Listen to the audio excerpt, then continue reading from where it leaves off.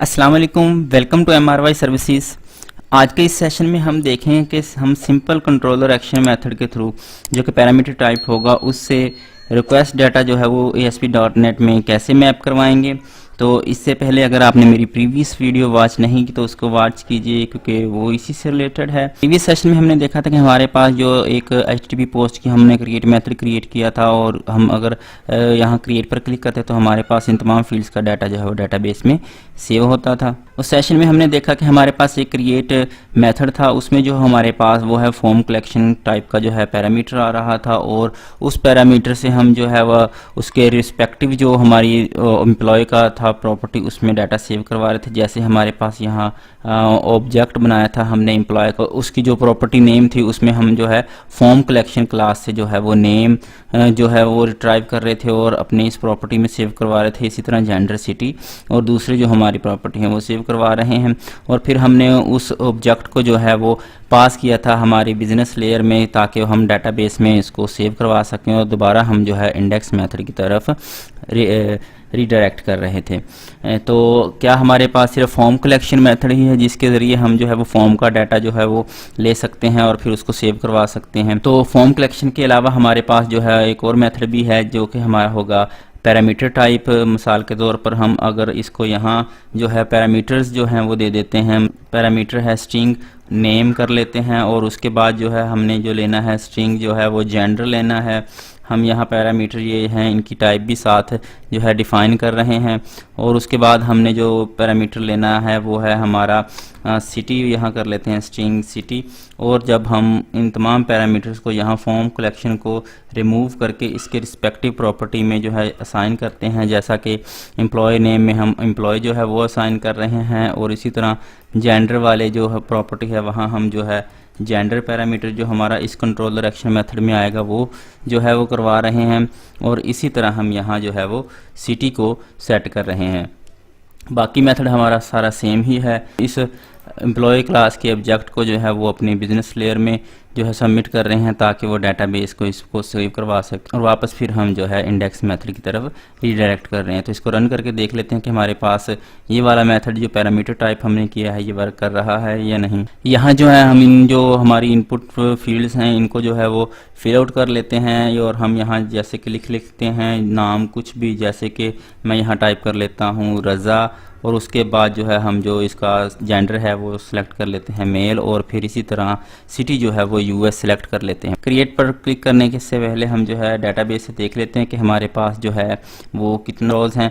मिसाल के तौर पर मैं यहाँ इस प्रोसीजर को चलाता हूँ तो हमारे पास इस टेबल में फ़िलहाल जो है वो 8 जो है हमारे पास रोज़ हैं। अब मैं यहाँ जो है वो क्रिएट पर क्लिक करता हूँ और मेरे पास जो है वो लेबल होकर न्यू टेबल आ गया है। अब हम इसको डाटाबेस में भी देख लेते हैं। यहाँ देखें हमारे पास अब जो है वो 9 रोज़ जो हैं वो हो गई हैं। इसी तरह हमारा इस पैरामीटर टाइप जो हमारी मैपिंग है इसके थ्रू भी हमारा डाटा जो है वो सक्सेसफुली सेव हो चुका है। अब सवाल यहाँ ये पैदा होता है कि MVC एप्लीकेशन को कैसे पता चला कि नेम, जेंडर और सिटी में डाटा कहाँ से आया है। MVC एप्लीकेशन में किस प्रॉपर्टी के थ्रू हुआ कि हमारा जो नेम, जेंडर और सिटी हमने यहाँ डिफ़ाइन नहीं कहीं भी किया था बल्कि इस पर जो हमारी फॉर्म प्रॉपर्टी है यहाँ से उसने डाटा जो है वो ऑटोमेटिकली कहाँ से लिया। MVC एप्लीकेशन को ये कैसे पता चला कि इन इनपुट फील्ड्स का डाटा जो है वो क्या है, इनमें क्या डिफ़ाइन किया हुआ है। MVC एप्लीकेशन में ये वाला डाटा जो है वो मॉडल बाइंडर्स के थ्रू हुआ है।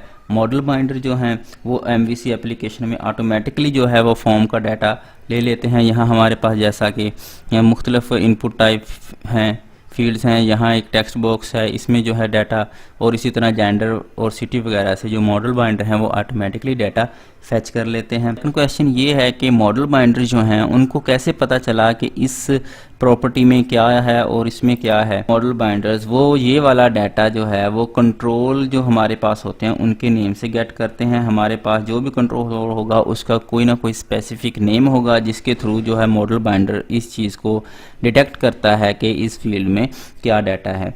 तो हम देख लेते हैं कि मॉडल बाइंडर जो है वो किस तरह जो है वो फाइंड करता है। अगर हम इस पेज पर आएँ और इस पर राइट क्लिक करें और व्यू पेज सोर्स करें तो हमारे पास जो है इस पेज का जो है वो सोर्स कोड ओपन हो जाता है। यहाँ हम देख सकते हैं हमारे पास जो इनपुट टाइप हमने टेक्स्ट बॉक्स जो है उसका नेम है नेम जो कि मॉडल बाइंडर ने डिटेक्ट किया कि यहाँ इस फॉर्म में जो है एक नेम के नाम से जो है वो टाइप है, उससे वो उसने तमाम जो उसका जो फील्ड्स थी वो डिटेक्ट कर ली। इसी तरह हमारे पास जो है जेंडर है और उस जेंडर का जो हमारे पास पर टाइप का नेम है वो हमारे पास यहाँ देख सकते हैं कि जेंडर है। और इसी तरह सिटी जो हमारी इनपुट टाइप थी उसकी भी आप देख सकते हैं कि हमारे पास उसका भी नेम जो है डिफाइन है, सिटी है।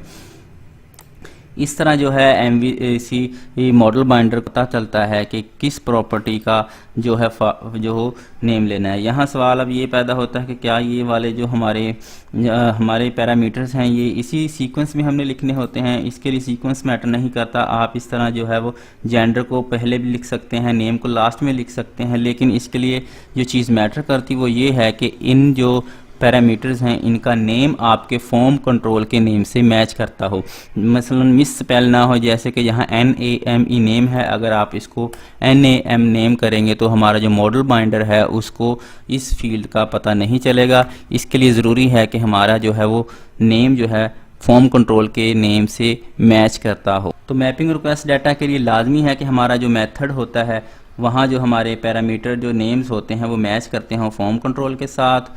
और इस चीज़ को देखने के लिए क्या करना है, आपने पेज के अपने ब्राउज़र पे जो है वो राइट क्लिक करना है और पेज व्यू सोर्स कर लेना है। MVC में मॉडल बाइंडर जो है वो इन तमाम कंट्रोल की वैल्यूज़ को जो है वो रिस्पेक्टिव पैरामीटर के साथ जो है बाइंड कर देता है। अब जैसा कि आप देख सकते हैं कि हमारे पास इस फॉर्म में जो है वो कंट्रोल टाइप या इनपुट फील्ड जो थी हमारी नेम्स, जेंडर, सिटी यानी 3 थी। और उसके लिए हमने जो है वो 3 पैरामीटर जो हैं वो क्रिएट किए और फिर उनसे जो वो डाटा है वो अपने ऑब्जेक्ट में है वो मैप करवाया।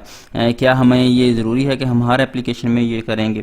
अगर मिसाल के तौर पर हमारे पास यहाँ कुछ फॉर्म या कुछ प्रॉपर्टीज़ हों जिसमें हमारे पास फील्ड्स जो हैं 20 से 25 हों, जैसे कि यहाँ 3 है, इसके अलावा अगर हमारे पास एक लार्ज फॉर्म हो जिसको हमने फिल करना हो और फिर हमें उस मेथड में जो है वो तमाम पैरामीटर्स यहाँ जो है डिफाइन करेंगे, स्ट्रिंग या जिस टाइप के भी होंगे, फिर उनको 1 बाय 1 मैनुअली हम उनकी जो हमारा बिजनेस ऑब्जेक्ट होगा उसकी प्रॉपर्टी के लिए हम असाइन करते जाएंगे। तो ये हमारा कोड बहुत लेंथी और बोरिंग हो जाएगा।